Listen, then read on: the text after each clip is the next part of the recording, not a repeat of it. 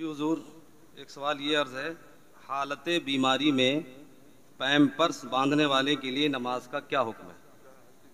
Pamper جو diaper باندھتے ہیں اچھا اچھا جی، اچھا اچھا حالت بیماری میں پیمپرس باندھنے والے کے لیے نماز کا کیا حکم ہے؟ یعنی اچھا پڑھ اچھا سکتا ہے ہاں یا کیا کرے؟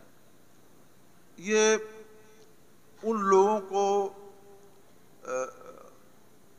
باندھنا پڑتا ہوگا، اس کی عادت ان کو پیش آتی ہوگی، جن کو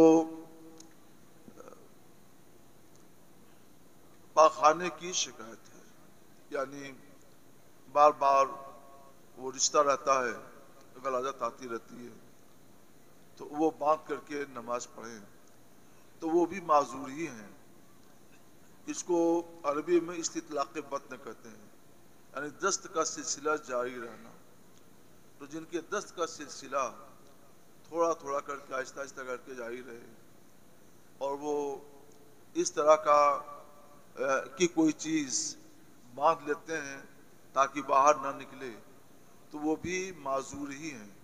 اور اس کا بھی حکم وہی ہے جو تھیٹر کا ہے کہ گھر میں نماز پڑھیں، ہر نماز کے وقت میں تازہ وضو کریں، جب تک نماز کا وقت باقی ہے نماز پڑھیں، اور جیسے ہی نماز کا وقت ختم ہوگا تو وضو بھی ختم ہو جائے گا، لہذا دوسرے وقت کے لیے دوسرا وضو کریں۔ اب یہ بھی وقت ختم ہو گیا تو مغرب کے لیے تیسرا وضو کریں، وہ بھی ختم ہو گیا تو عشاء کے لیے چوتھا وضو کریں، وہ بھی ختم ہو گیا تو فجر کے لیے اب پانچواں وضو کریں۔ 5 نمازوں کے لیے پانچوں اوقات میں الگ الگ تازہ وضو کرنا پڑے گا، اور وضو کر کے نماز گھر پہ پڑھیں، مسجد میں نہ جائیں۔ جی حضور۔